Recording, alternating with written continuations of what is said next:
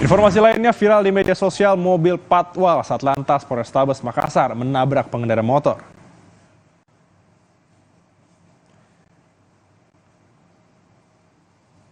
Dalam rekaman video yang beredar, mobil patwal yang dikendarai dua anggota polisi menabrak pengendara motor di Jalan Andi Pangeran, Petarani, Kota Makassar.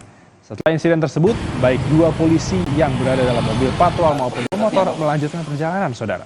Polisi mengaku belum ada laporan atas kejadian itu, tapi polisi pastikan sudah mengevaluasi dua anggota polisi yang menabrak pengendara motor.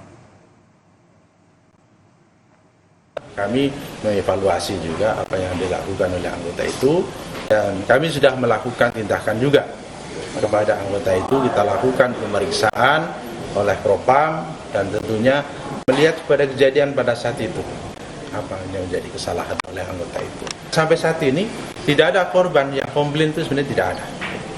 Tapi dengan melihat video yang beredar itu tentunya